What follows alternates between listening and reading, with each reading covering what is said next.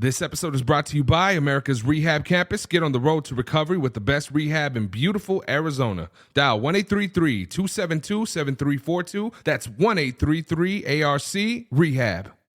Hey guys, Buddha here. Thank you so much for tuning in to part 2 of this episode. Without further ado, let's jump right back into it. My mindset is a survivalist mindset that if I don't have it and you do, I'm going to take it, right? And if you can stop me, good for you. But if you can, it's get down or lay down, right? And the man that had literally like given me everything, right? Hey, here's my connects. Here's all of this. Here's a grow operation. Here's a car. Here's like the dude put me on his back, right?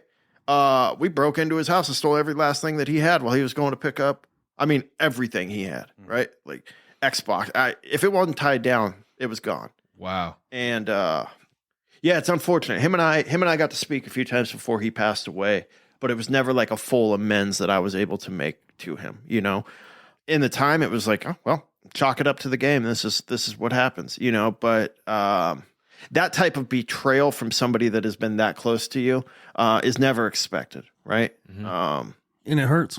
You know? Yeah.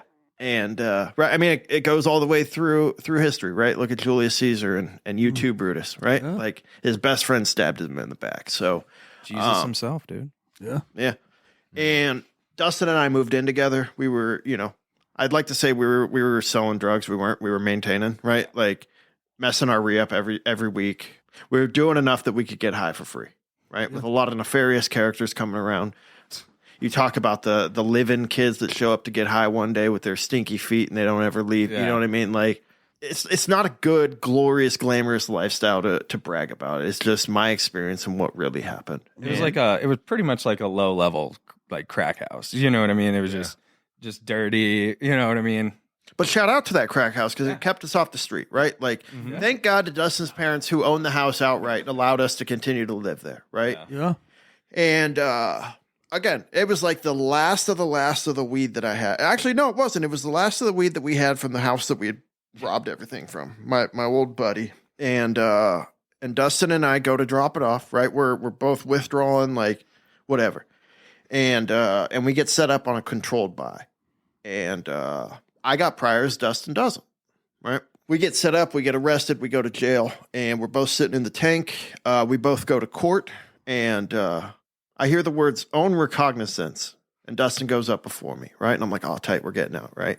Now he's getting out. I ain't getting out. And they start going through all my priors, and yeah, I didn't get out, right? He got to go home and get well, whatever. I started kicking in jail, you know? Deuces. Like it's not really. I mean, like I walked by. You know what I mean? It sucks. There's nothing you can do. Yeah, it's not like he could be like, "Hey, CO, let my boy out too, real quick." I came in with him. He, you know. Yeah. And so whatever. I get transferred. I go through all that. And like a good hardened criminal, right? I start calling my mom, and I make up this whole story, right? Mom, this guy that I have a debt with, his whole friend group's in here. They already beat me up. They're going to kill me. You got to get me out of here, right? Like none of that was true, right? Yeah. What I wanted was for her to bail me out so I could dip on the bail and go get high, right? Because at this point, I'm in full-blown withdrawals, right? I'm an IV heroin user at this point. Yeah. Looked like absolute death when I got arrested. And great picture. Yeah. She doesn't do it, right? Because again, same thinking my mother has always had. If he's in jail, I know he's safe. He can't die, right? She also knows I'm a full-blown heroin addict at this time, right? So if I keep him there, he's not, right? Back then, the fear was if you go to jail and you stop using even for a couple of days, you come out, you use, that's how you OD, right? And that was my mother's biggest fear. So then I concoct this plan of, hey, if I try to kill myself, right, and get close or do anything, they're going to have to take me to the hospital. And when I get to the hospital, I'll do whatever I have to do to get out of that place and I'll escape. Right. I didn't know that the jails had hospitals of their own. Right? It's one door over, man. We're just gonna wheelie over there. All right. So I wrap up my blanket, make it into a noose, put it on the shower thing, put it around my neck, and I don't even think I lost consciousness before 10 DOs were in there beating the hell out of me, ripping this thing off my neck. And I'm like, all right, cool. The plan's working. Right. Right. Then they strap me to handcuffs and put me in a gurney and they take me over to D8 pod and put me. I'm like, when am I going to the hospital? Like, this is the hospital. Yeah. Oh, man. Right. What they don't tell you is, hey, you're a suicide risk now, so you can't have any clothes, you can't have anything. Mm-hmm. They throw me on a concrete bench in what I like to call a turtle suit, right, with a hole in the ground and a shower, right. Mm-hmm. And I spent like 6 or 7 days in there just miserable. And man, it was like the second coming of Christ. All of a sudden, they come over the intercom. Wisely, roll your stuff up. You're leaving. And I was like, right. And I didn't know that it. I ain't got no stuff to roll up. I'm naked. So I rolled up my foreskin and packed it. Tucked it in. Sorry. You're fine. My mom's sitting outside, right, of Lower Buckeye Jail. And I don't know, the whole time she's been moving and shaking on the outside, right? Went over to my house at Dustin's, cleaned out my whole room, right? So her, my little brother, and my sister had to experience the way I had been living, right? Which is they had Ziploc bags full of old dirty rigs and paraphernalia and just the filth that we live in addiction, right? But their plan was, we're going to save Marcus now. He's not going back to that. And she says, yeah, I'm taking you to treatment. Like, I have no intention of getting sober, right? But I lie and tell her, like, did you guys get my iPod, right? Like, if I'm going to rehab, I'm like, fine, but I need music to get sober, right? I knew the AirPod wasn't there, right? I've been waiting 10 days to go get fucking high, like, and I manipulate her into taking me back over to the house, run upstairs, do a shot real quick, and then she takes me to Crossroads. And again, real first experience of treatment after that program, and when I was a juvenile. The first night, whatever, it was what it was, right? And I wake up the next morning with like this terrible, terrible pain in my stomach, right? Mind you, I've been high straight for 6 years at this point, right? And I don't know what it is. This is before Access was big. I don't have insurance. I don't have anything. And calling my mom, I was like, I don't want to like sound like this on my first day, but like something's wrong. Like, feels like I'm getting stabbed right now, And she's like, well, you don't have insurance, so you can't go to the doctor and all this stuff. And I sat around for a little bit.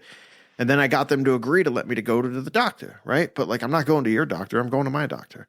So I didn't have any money or anything like that. So I call a cab, take it down to the old house in Tempe, go in there, get fronted some heroin from our old roommate, do that, hop on a bus and go back to treatment, right?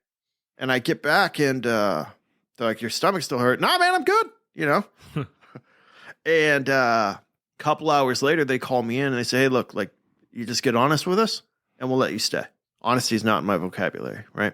I don't know what you're talking about. I didn't get high. I didn't do anything, right? And they said, look, man, this is your only shot.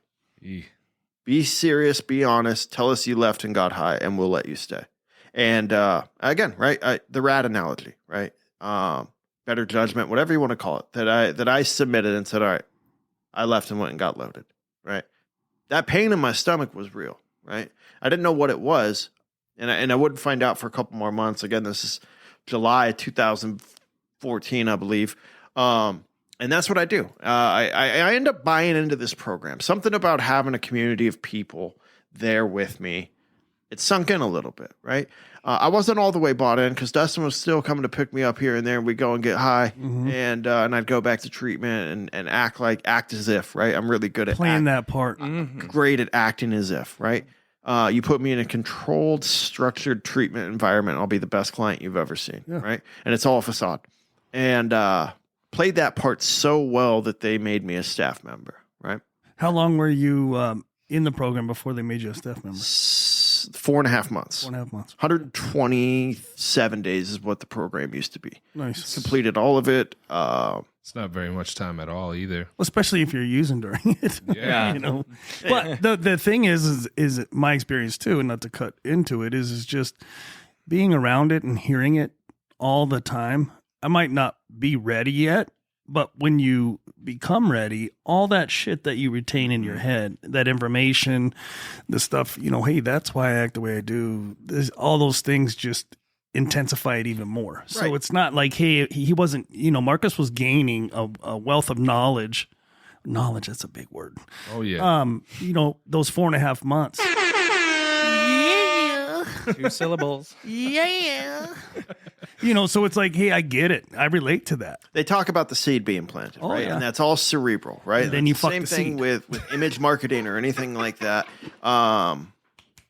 If you're around something and that's your environment, right, that is who you are going to become. You are who you hang with. Yes, 100%. And so I was around a lot of guys at that time that were active in recovery and really serious about this thing, right? Just because I wasn't all the way serious doesn't mean that my life didn't get drastically better being in a rehab program. And then you see like little things like, hey, their life is actually, it's not grandiose, but they're not having to deal with all this. It's manageable. Bullshit. Yeah, and they're able to get through problems when they arise. All those things start to click because you start seeing it on the outside. You're like, really? I don't have to fucking live the way I was? Like, right. And it's not that hard. So they make me a staff member. And again, this is 9 years ago, right? So things are completely different as far as regulations go. And so I was a night manager for, I think I made it about 3 weeks before clients would leave, and you're supposed to discharge and destroy their medications. And it's like, yeah, coffee grounds are cool, but I feel like my stomach dissolves them better, So it lasted about a week and a half that I was getting high on discharged residents' medications, and then going out and having one-on-ones with clients, talking recovery while I was loaded, right? Yep. And again, while you're in it, it's not a situation that holds very much water, right? But after I started getting into recovery and realizing that type of behavior is detrimental, right? Like that causes a lot of harm to people. And it's something that I had to go back and rectify. But as any recovery employer does, right? It's easy to notice people when they're under the influence. And they called me out, and I got angry and defensive and packed my stuff up and left. And, they were real close to my mom just because of how often she was calling and checking in. So they called her and told her. My mom drives up to Phoenix, picks me up, and she doesn't know I've been getting high sporadically the whole time, right? Like there is no jumping back into getting loaded. I'm already full blown in my addiction again, hence why I'm stealing medication at this point. But she thinks it's just a one-off, right? And again, shame on me, right? That I put my mother in another very, very uncomfortable situation. But she moves me back down to Lake Havasu with her. Mind you, I'm on probation for the controlled buy and all this stuff, right? I also had a gun on me because I was a super big bad drug dealer, right? So I had misconduct of a weapon charge, all of these things, right? And it wasn't possession of marijuana, it was sale and distribution of marijuana because of the amount of marijuana that Dustin and I had on us. And that stolen gun ended up having bodies on, whatever, right? Wow. Like things didn't work out too well for me. They never do. And Or they never did. They never did. Yeah, correct, right? still don't. Well, That's a lie. they never do when I insert myself into a situation. Yeah. Right. So, anyways, I moved back to Havasu with my mom on probation, had to transfer to all this stuff, right? And for about the next 3.5 months, I proceeded to steal everything of value inside my mother's house to pay for my addiction, right? So up to that point, when you went to that treatment facility and you started working there, was your mom under the impression that you were like sober, you were doing good now? Yeah, absolutely. I mean, I presented as such, right? Yeah. And everybody believed that, right? Again, I act as if really, really, really well, But the moment one of those sheets starts to get peeled back, you're going to see all the cockroaches on the bed, right? That's crazy. And so again, my mom did what she did when I was 17 years old and called my PO. And my PO showed up to search my whole room. I had everything cleaned out. Everything was good. And it was this bag that I had not opened in who knows how long. And it had a rig and a needle at the bottom of it. And he pulled it out and he goes, "This is a violation. Put your hands around your back." And I was like, "Really? We're going to do this right now? Like, test me. I'm clean." And I was clean because Havasu was dry and I couldn't get any dope. And I said, "Just give me a UA and I'll prove that that's old." Right? So I did that. And he goes, "Okay, we're going to dispose of this, whatever." Well, then he calls me the next day and he goes, "I still wrote it up as a violation and you have till the end of the week because your mom told me that you've been getting high and that she's caught you nodded off and all this stuff." Right? So this is on a Monday and he goes, "You have till Friday to get into treatment." Right? Well, my pride won't let me call and go back to Crossroads, right? Mind you, I don't even know if they would accept me back 6 months after I just got done stealing medication. So I get on Google and I type in best rehab in Arizona. And all these places in Prescott start popping up. And like any good drug addict, I had to find one that accepted access and all of this stuff. Had to get a ride set up and all this whatnot, right? But I laid it absolute last minute. Shot dope all the way up until I had to go to rehab. They didn't have a detox, right? Of course, they ask you like, "Oh, you're going to have withdrawal when you get," like, no, I'm only using a couple days here and there. I'm just, I'm maintaining. I'm not full fledged anymore. So I go through withdrawals when I get up there. But again, something about the allure of the serenity of recovery appealed to me, right? Just the ability to step back and take a breath, and there was some calmness to it, right? And I bought into this program again. It's called Hillside. It's at the West Yavapai Guidance Clinic. The only problem is it's the co-ed program, right? And for many individuals, that might work very well. But for somebody like myself, you put me in front of women when I'm trying to focus on other things, it's impossible, right? So on the 30th day that I was supposed to graduate, and when I say co-ed, I mean it's a 28-bed facility, and like this is a guy's room and this is a girl's room, and there's no separation between the two, right? That's air and opportunity, and that's all I need. So on the 30th day when I was supposed to graduate, I got kicked out because I'm an idiot and slept with this girl and fell asleep in her bed when they were doing bed checks. I was passed out in her bed. So I check into a halfway house up in Prescott. I've already transferred my probation, all of that stuff. And again, I buy into this whole recovery thing, and I do that shuffle for a couple months. I start shooting dope again. PO up there tells me I'm going back into Hillside. This time I didn't change my behavior whatsoever. I was just smarter about how I went about it, right? So I didn't get kicked out. I graduated, went back into a halfway house, managed to put a little bit of real sobriety together. And I met a girl that was sober. She was in the program. She had a couple years sobriety, immediately fell in love, and her and I moved in together. And the closer her and I got together, the further her and I got away from the program of recovery that had built our relationship. And she ended up breaking her arm, got put back on pain meds, and very shortly after that, she was back to doing heroin. Man. And her and I sat down, had a good plan of, hey, this is what we're going to do. We're going to get the wheels back on this thing before they fall off and we both end up in the gutter again, right? The next morning, I was supposed to bring her to detox down here in Phoenix. And like any good drug addict, right, she wants to get high one last time. So that's what she did. And she went into the bathroom, did a shot of heroin, came out, gave me a kiss goodnight. We said whatever. And when I woke up in the next morning, she was dead next to me. Wow. Again, right? This is a 25-year-old man, 26-year-old man, however I was at the time. I'm still that 13-year-old boy that has no idea how to regulate or handle any type of foreign emotion or any emotion for that matter, right?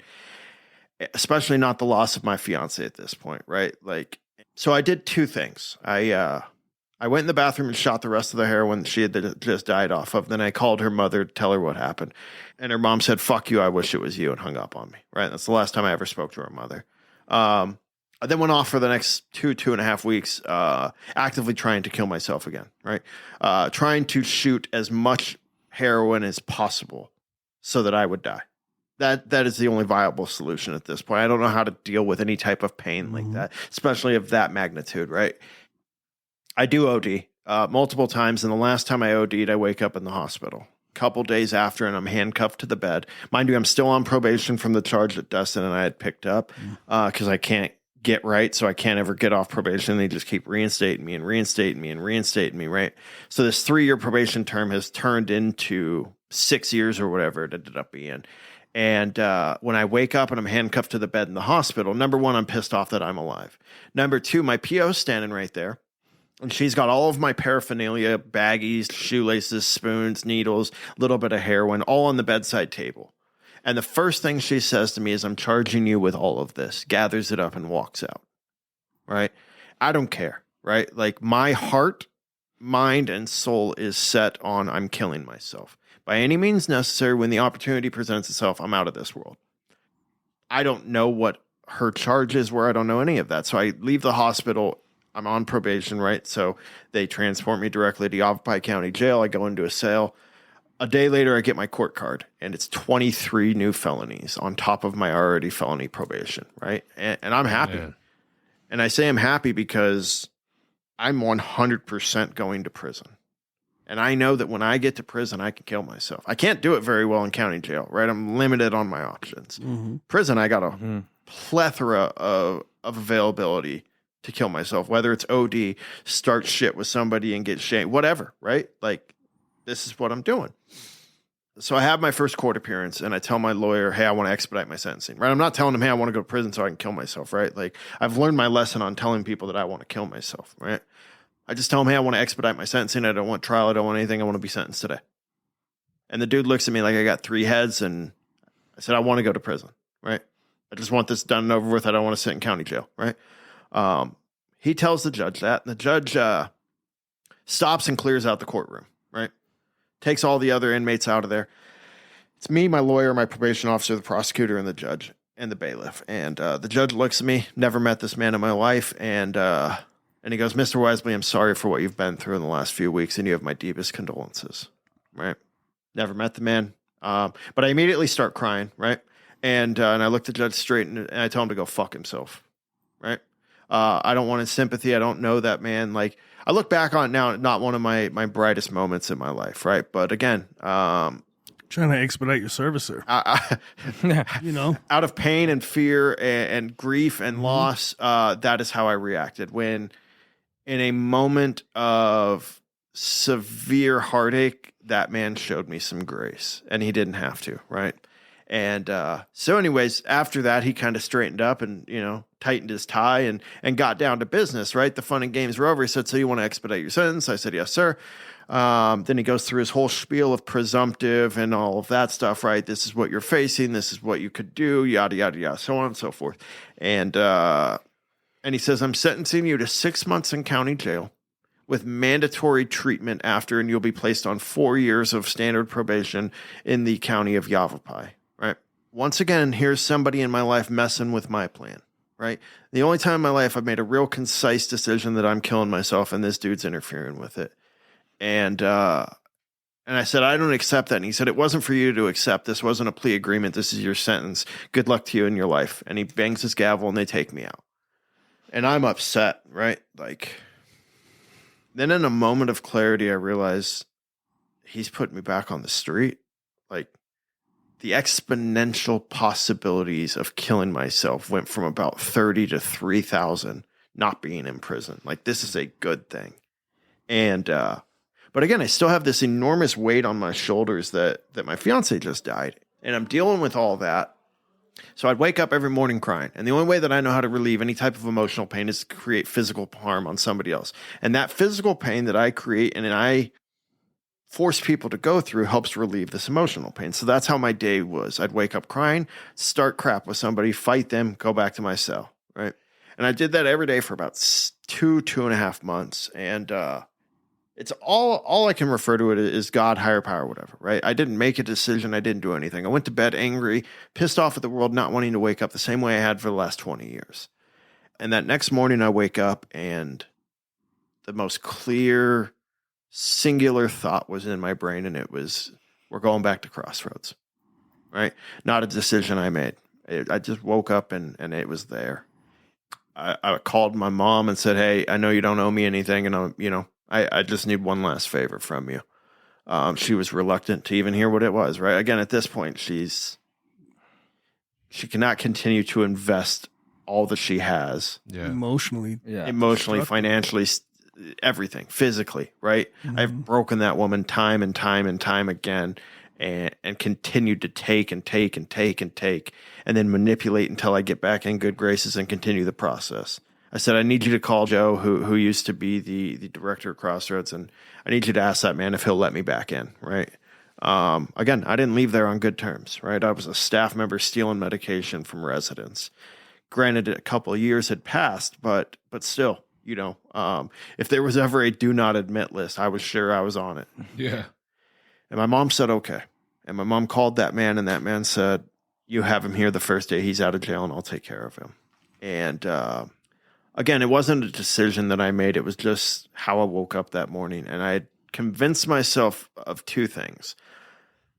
I was remotely happy at Crossroads. The few times I had tried sobriety, I felt at peace. I never gave it a full opportunity, right? Another huge part of my story is that, like, when you don't invest yourself in things and you don't commit to things, you're going to fail, right? And the more that you fail, the more that becomes who you truly believe that you are as a failure. And to eliminate that continual feeling of failure, you don't try, right? I already know the outcome. I'm smart enough to know that I've tried everything else and failed. And this is not going to be any different. So why even try?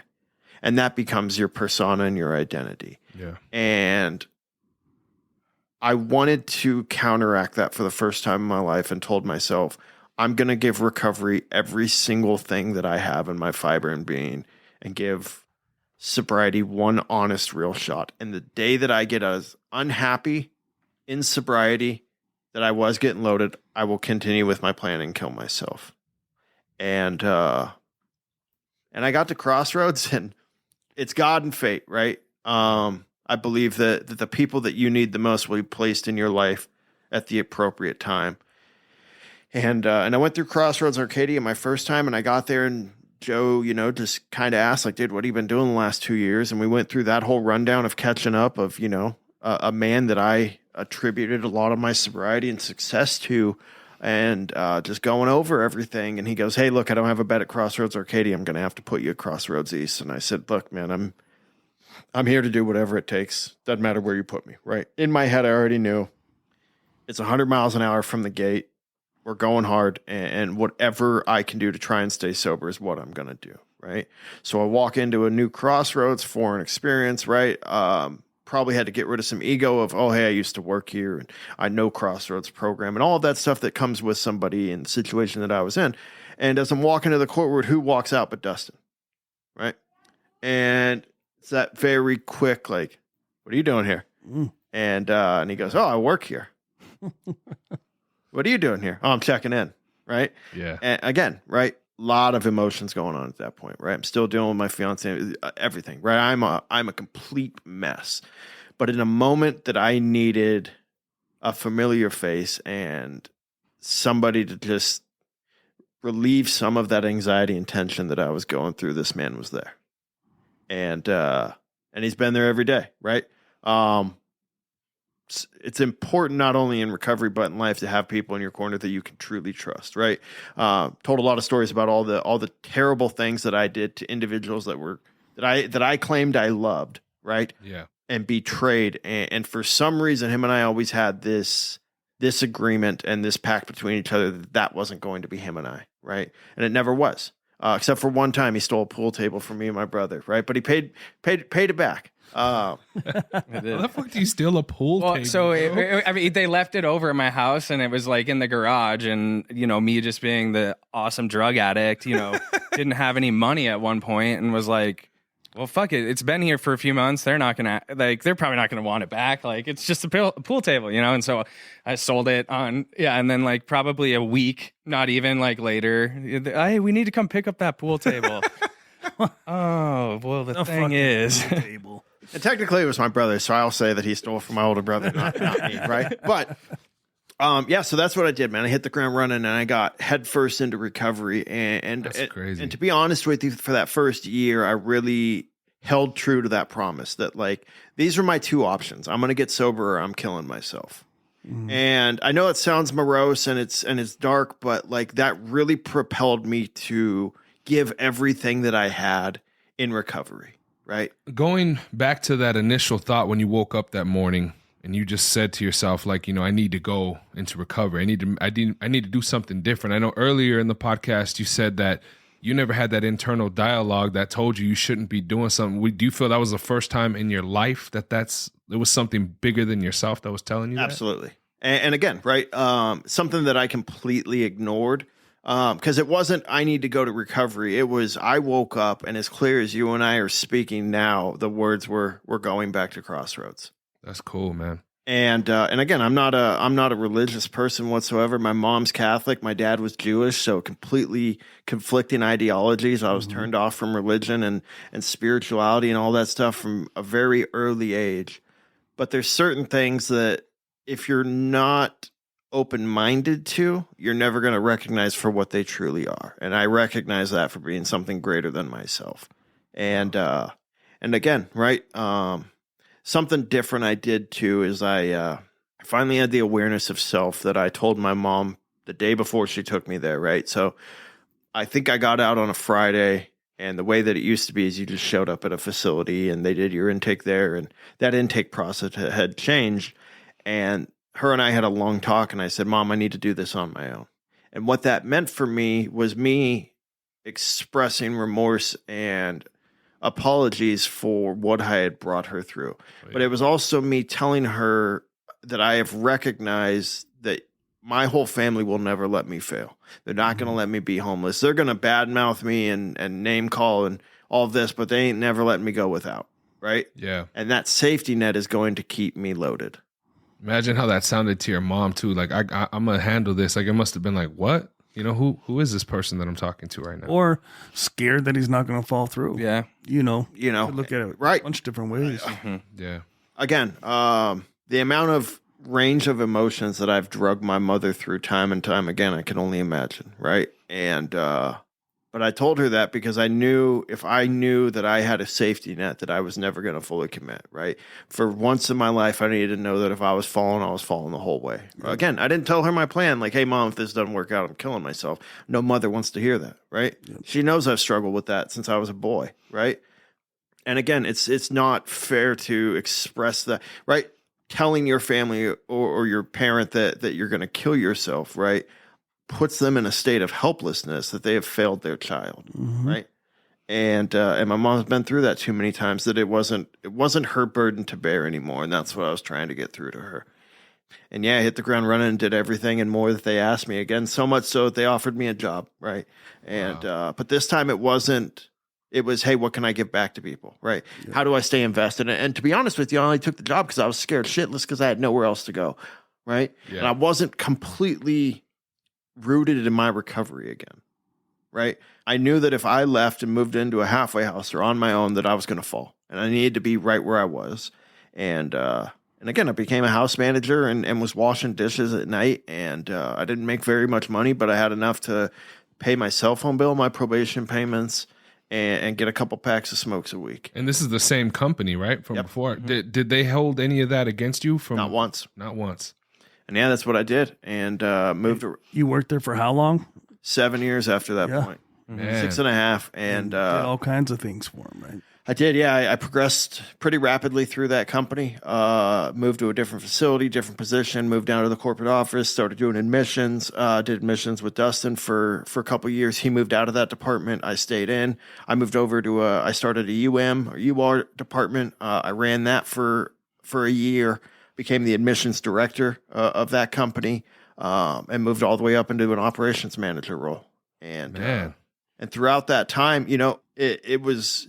Again, people evolve, people change, right? And for those 6.5 years that I was with that company, it was everything I needed it to be.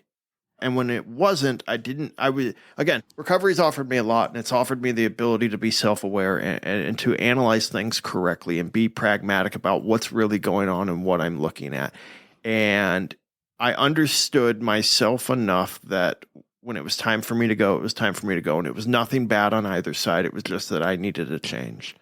And that change happened recently, and that's how I got over here based off, mine and Matt's relationship that he's always been very good, that when I called, he answered and said, whatever you need. And, that's one of the things I'm very thankful for from recovery, and the relationships that I've built is when you pick up that phone and you call, people show up and they're there when you need them to be. And, what you find too is what I found being in the program and working in recovery as well is that I also got to understand that you're going to have all the negative stuff too you have in regular life, a regular job, right? Like Mark is saying, he knew that if he called me and he needed a favor, that the favor would be done, and I would answer. Now, the percentages of who we can call, and that happens even with people in the program, is very low. The key is to find those people who want to show the same kind of loyalty, who, have the same kind of like thoughts and direction, and you align yourself with the good. Here we get back to you are who you hang around. Yeah. There's plenty of people I know in recovery that will tell you one thing and do another, but it's not just recovery. It's in all aspects of life, right? And if I can't, I want to backtrack just a little bit. So When I first got to Crossroads and first got hired the second time around, my boss at the time pulled me in his office one day and said, "Hey, are you doing okay?" And I said, "Yeah, I'm good." He goes, "You're not." Right. And when somebody pulls those covers back, right, and they're able to see through you, not who I project, not what I'm portraying, but the real inside. And he was correct. I was a mess, right? I had still 12 steps are great for a lot of things, but significant trauma needs outside help in my belief. And that's just my personal experience. And my outside relief that I was seeking to choose was I was sleeping with as many women as I could possibly find to literally try and fuck my pain away. Right. And he called me out on it. And he said, "Hey, you're going through these spells where you're happy and you're great to be around for about 3 to 4 days. And then you're a miserable son of a bitch for the rest of the week." Man. And he said, "I'm going to give you a number and you need to call and schedule an appointment with this woman or you don't work here anymore." Right. Not something you can get away with nowadays. Right. But that woman's number was a therapist.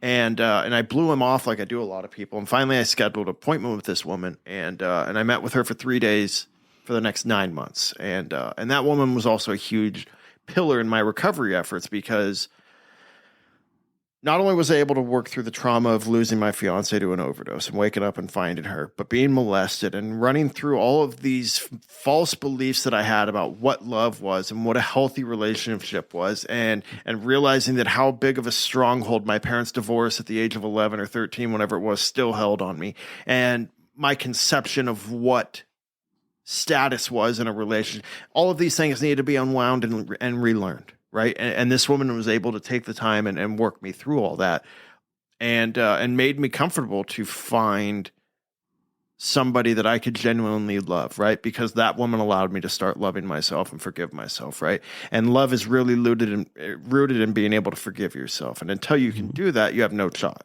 Right.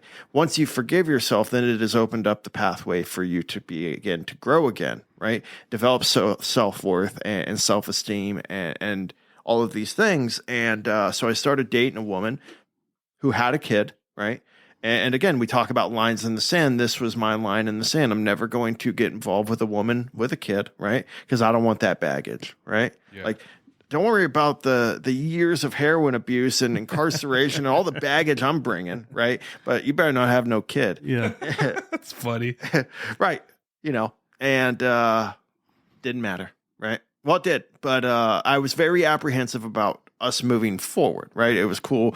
We're hanging out together. We're dating, all of this stuff, right? And we end up getting serious, right? And still living with Dustin at the time, and come home one day, and I'm talking to him, and I'm just telling him, hey, I don't know what to do, man. It's going to go one way or another. It's going to either get real serious or I got to cut it off, right? And as my best friend, he looked at me and he goes, "You would be a fucking idiot to not marry that woman. The premise that she puts up with you is enough. But other than that, she's hot and she's cool and she's a good mom, right? Just started naming all the attributes that I was already in love with.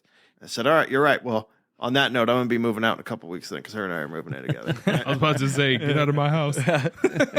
So we lived together, and that lasted about a year. I'm a firm believer. It's not for everybody, but me, I believe you need to live with somebody and, do a trial run. You might hate somebody after a couple of weeks you live with them, and before you know it, you didn't do that. Now you're married, and you got a whole nother. But that's just me. And I drummed up the courage to propose to her, and we got married. It was right in the heart of COVID. So we dialed our wedding down, and we paid a officiant to go up to Sedona with us, and we just took our parent, her mom and dad, my mom and dad, and our daughter, and we got married in Sedona, and it was great, and it was beautiful, and May 29th. Be celebrating 3 years of marriage this year. Wow. Yeah, man. Hey, this is right Where's there, the bro. cop?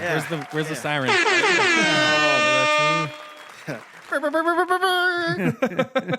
I got a 15-month-old daughter now too, so we got a 9-year-old and a 15-month-old. When's her birthday? It's here's the let me tell you how intertwined me and this kid are, right? That's crazy. My daughter's birthday is Dustin's birthday, right? Which is great because, well, it's not great, right? She was supposed to be due right around my birthday. I'm October 2nd, right? He's October 9th. My day just comes and passes, no big deal. Yeah.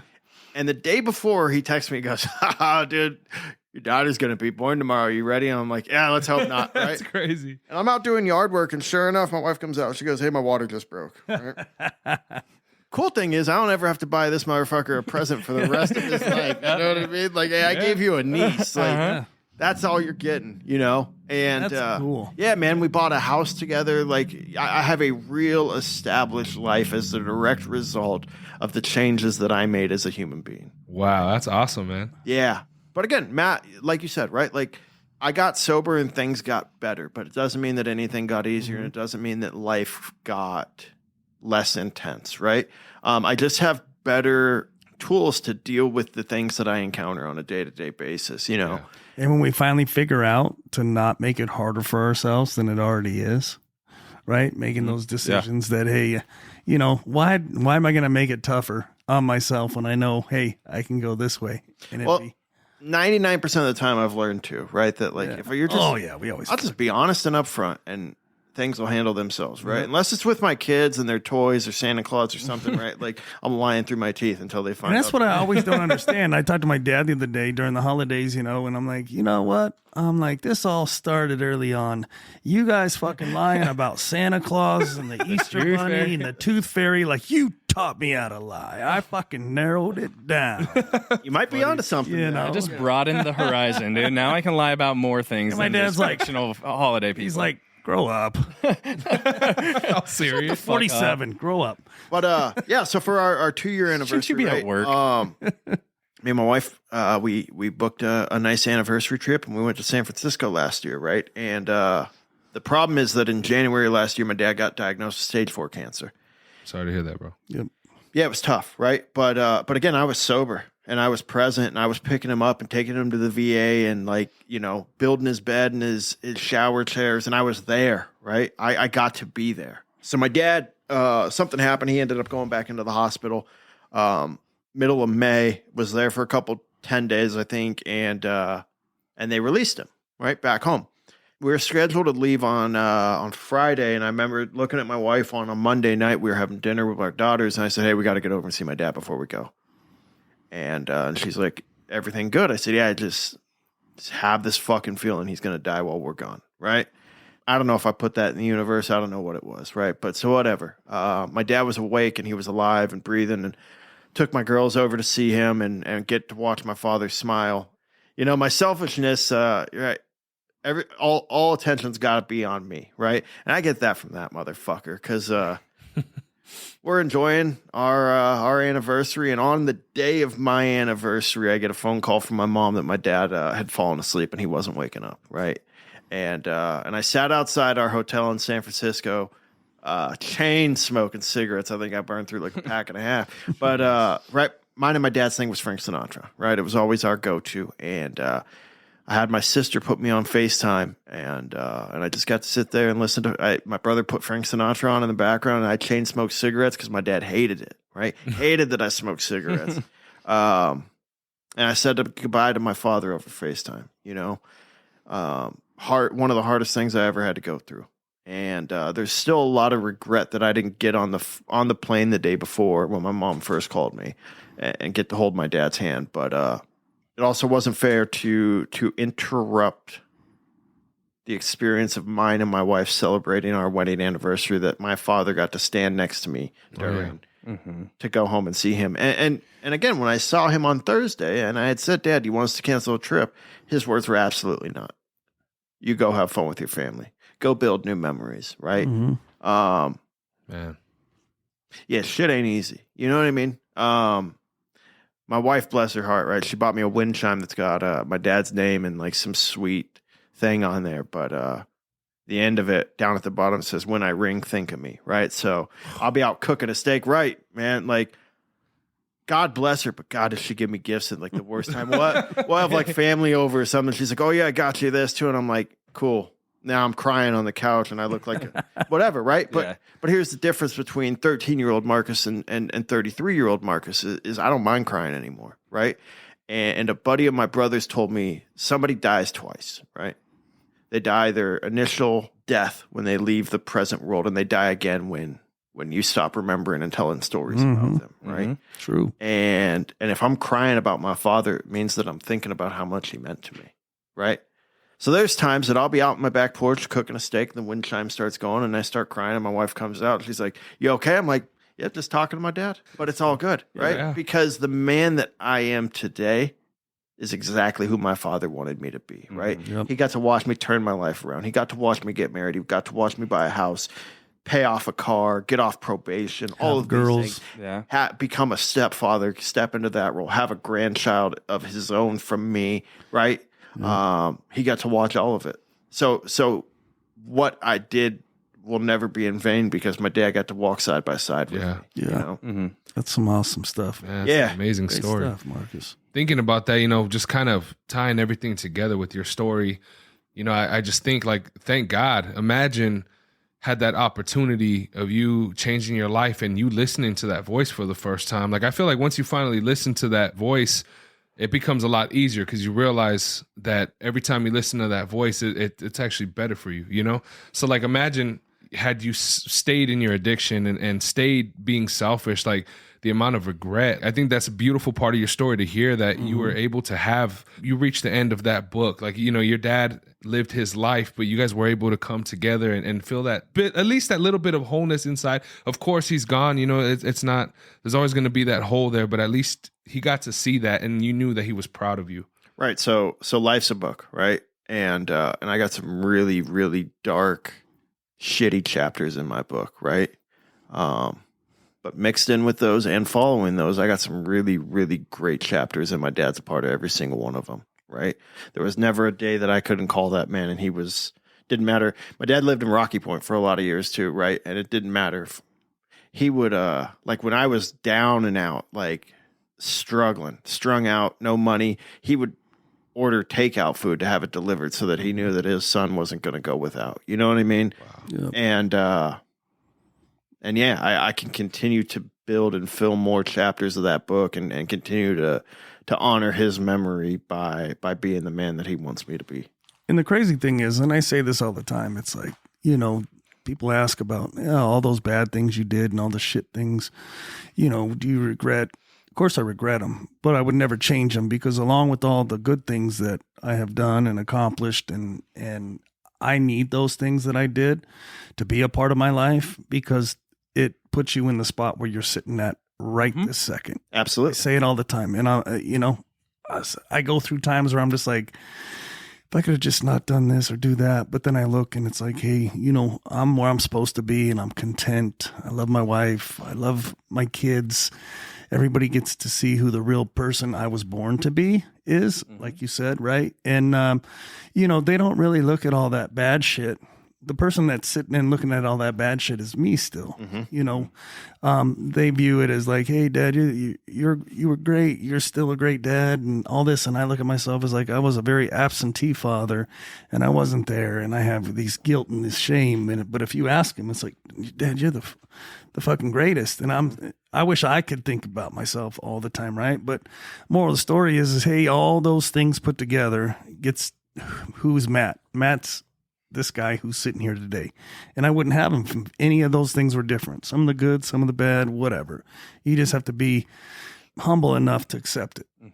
So the most important thing I learned going through therapy was life is all dictated and predicated upon by perception, right? And if I look at all, like you said, if I dwell on the regret, I'm going to be a regretful person. Every action that I encounter thereafter is going to be out of regret and never have my true self in it, right? Or I can change my perception and realize that I can either go through things or I can grow through things, as you alluded to, right? So I grew through all of these bad experiences in my life to be the man that's sitting right here, right now, right? And all of that took a paradigm shift in my perception, right? The whole world wasn't out to get me, right? Early on, I talked about I had all of these plans and one person screwed them up. No, the person that screwed them up all the time was me, right? And until I was able to change my perception and realize that, like, I didn't get dealt a shorthand. I didn't get less opportunity than anybody else, right? I put myself in unfavorable situations, and rightfully so, the outcome was terrible. Yep. And then I'd become angry and resentful and treat people as such. And once that Schiff talked about, that I finally listened to that voice, whether you want to call it God or conscience or anything like that. That's where real change starts to happen, right? Is you can go to the best treatment center in the world, but until you've made that resolute decision that I'm done and I want to do whatever it takes to get better, it's not going to work. And that's in any facet in life, right? Mm-hmm. I can't say, oh, I want to learn how to speak Mandarin Chinese, right? And then just hold a book and get pissed that it doesn't happen, right? I have to put in the work. there has to be practical effort, right? Yeah. I have to apply myself to everything, and that's for anything in life. And that takes a change in perception of, hey, this is going to be hard, yeah, but it'll be worth it when it gets over, right? Yep. And being able to play the long game. Good stuff. Mm-hmm. How was the relationship with your mom now? It's great. So, you know, she gets to be a grandma, you know. She actually lives down here in Tucson with my sister. Maybe try and slide over. I told her, you know, this morning I shot her a text, said, hey, I'm coming down to Tucson. And even if you're busy, right? She does real estate now. I said, even if you're busy, I just want a hug and a kiss, you know? We're good, you know? And it's a tremendous place to be with her that, like, we don't talk often, you know? I think there's probably still, rightfully so, right? There's probably still some residual effects from the years that I put her through, right? But I think it's been a long, long time, few years at least, that she's waited for that other shoe to drop, you know? Yeah. I think she is concrete in her belief that this is the man that I'm going to be moving forward. You know, there is no doubt or worry that she's going to get any more phone calls at 2:30 in the morning that, hey, we've got your son. And if that's all I can ever give her, I owe her that much, plus everything else. Mm-hmm. Yeah. I mean, being a parent, going through that, you know, for one, my mom, when we first had our kids, my mom was like laughing at me. She was like, oh boy, karma is coming for your ass, you know? But I think it's a beautiful thing. Like, the old version of you would have never been like, hey mom, I just want to, you know, a kiss real quick. I miss you. Mm-hmm. You were into yourself at that point. So by you being able to say that, it's such a beautiful thing, because it's like, now it's time for the healing. You know, now it's time for that relationship to change. And, you know, who knows, even maybe even that thought process of like all of the hurt and stuff that I put her through, maybe this is the best that it's ever going to be. But I honestly feel like that's such an amazing opportunity for you to make healing out of that situation too, you know? Yeah, it's, and again, right? Like, everybody's got their own stuff, whether it's drugs or anger or eating or all that, right? Like, we can all benefit from a change in perception and being willing and open to change and accept that you're not always right, and that there might be a easier, softer, better way for you to travel, you know? Yeah, I mean, me and my mom were hand in hand. Like, it was really weird thing to see when my father passed away, or while he was going through everything, right? And him and my mom been divorced 20 years, right? And as soon as he got sick, she was right there with him most of the time, right? Drove my brother up the wall, right? Because my dad was living with my brother at the time. But yeah, at the hospital every day, not leaving his side. So to understand that, hey, we grew out of love, but like, I can still be in love with this family and this life and these children and these humans that you and I created together. And I'm not going to let you walk through this alone, right? And like, that just goes to speak to like how strong my mother is, right? I mean, not many divorced women would do that, right? Mm-hmm. Show up and be there. And it's this, you know, Wow. I'm extremely blessed that I grew up in the family, right? We're a tribe, right? Everything we do is in collaboration and with each other, and we all get along. And, you know, 99% of all of our friends are our family's friends because we're just that close knit, you know? So,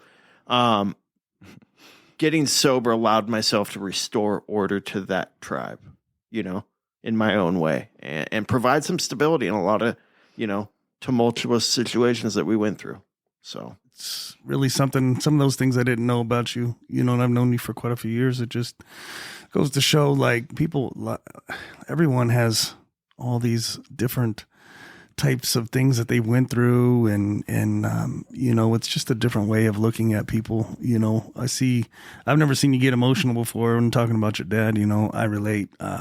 on the fact of my dad's my best friend and he's still alive. And there's times where I'm like, I don't know what I would do if something ever happened to that man, you know? Mm-hmm.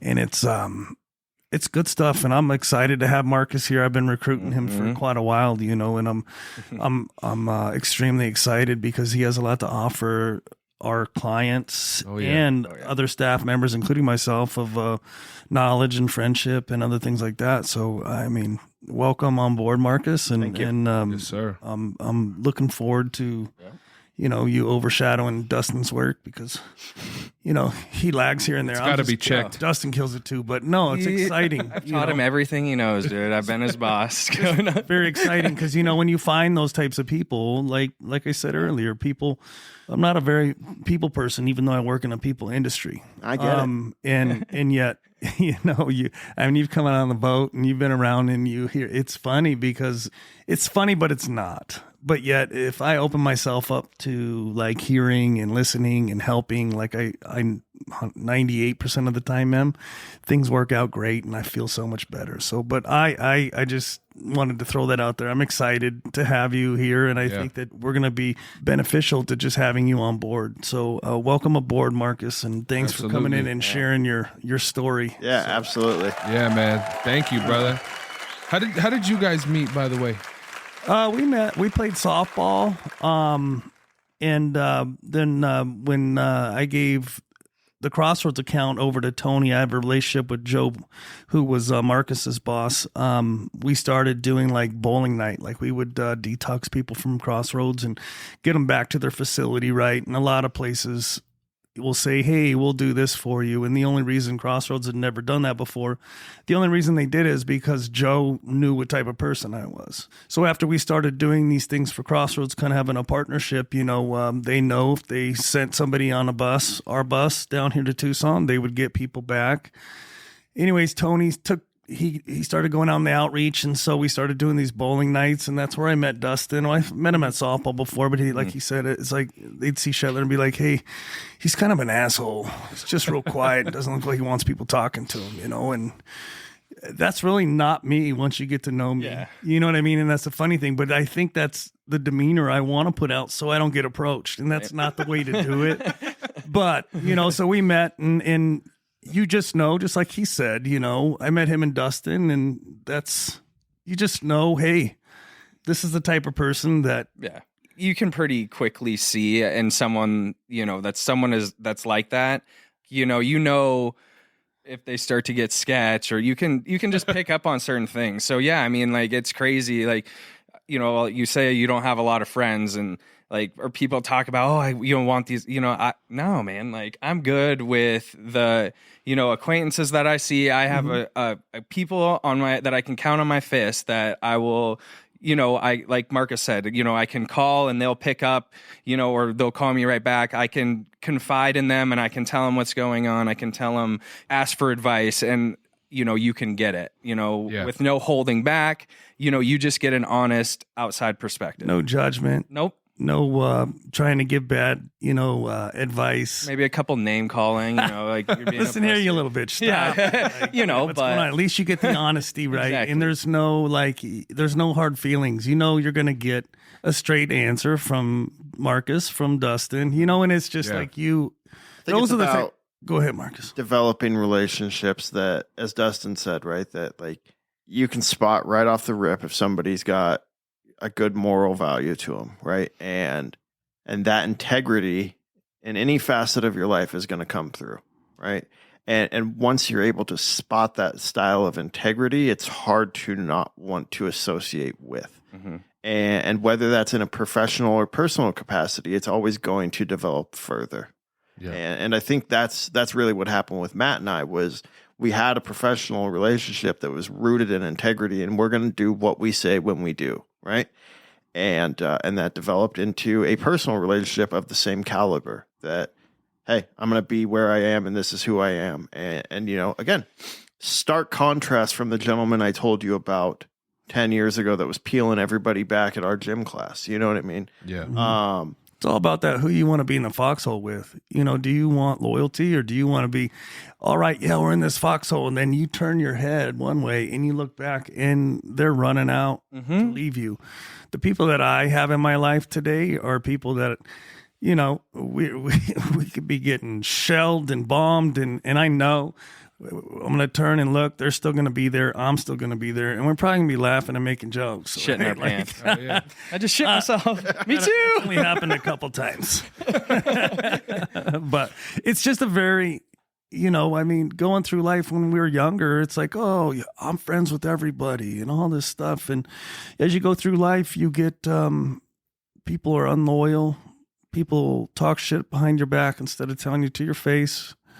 Counting on people showing up and things like that, you know, you start putting people in like these separate boxes, right? And meet the Fockers, you know, the circle. You know what I mean? The circle's really a small circle, and you have to be willing to know that, hey, there's probably going to be a time where this person might let me down, because I'm sure if we're friends for this long, I've probably let you down too. It's just like family. Family lets us down. I've let family down.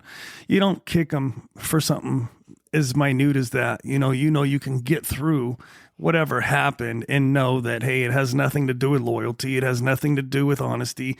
Like, things just happen, right? And you stay close-knit and you be around how you want to be, and it starts rubbing off. And it's just such a big difference of how you look at stuff early on in life compared to after maybe you get a little bit of so-called wisdom, right? And no, I'm just very appreciative for, you know, being able to start here working at ARC a few years ago and have relationships and friendships and things that have kind of matured. I mean, I knew them before I was working here, but it's a good feeling, right? Yeah. And a lot of people aren't privy to that.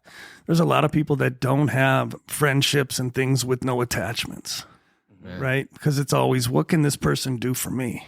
You know, not, hey, how can I reach my hand out to them and help them? They're going through a rough time. You know, they don't give a shit. A lot of people get off on watching people struggle. Mm-hmm. I don't. Even that's people crazy. I don't like, I don't want to see them go through hard times or, you know, bad things happening to them. But there's a lot of people in life that'll sit there and just want you to fail because... Well, it gives them a good measuring stick, too, of where they're at, right? Like, oh, I'm not as bad off as that person, right? Yeah. And a lot of people's misconstrued identity and self-worth is based off the failures of other people. And when you're so deeply rooted in what you feel about yourself, that's when you're able to really start to value the things that Matt's talking about, that the circle of people that you have around you are a direct correlation of who you are, right? And if I surround myself with integrity-based, moral people, that circle and the protection of that circle mean quite a bit to me because it's who I am.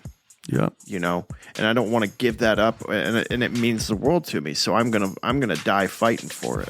Yep. That's awesome, man. Well, dude, honestly, brother, welcome to the team. Yeah. Thank you. You know, ladies and gentlemen, give a huge round of applause one more time. Put the volume all the way up on this one, man. Give a huge round of applause to Marcus, brother. It's an honor to hear your story. It's a real audience, by the way, for all the listeners out there. Dude, this fucking place is packed right now. It's dude. packed right now, man. So, but no, thank you so much for coming, brother. I love it, and you know what? It's situations like this, just being able to sit here with you guys. I'm so grateful to be able to sit here and have these conversations. You know, this really helps me too. You know, really look in and realize, you know, just makes me think about a lot of shit that goes on, bro. So thank you. That was a very amazing story. Thank you for having me. All right. Now we're stuck with him. Yeah, let's do it. Let's do it, man. Tone low. Let's do it. Ladies and gentlemen, this has been another episode. You guys have a beautiful rest of your week, and we will see you on the next one. Peace.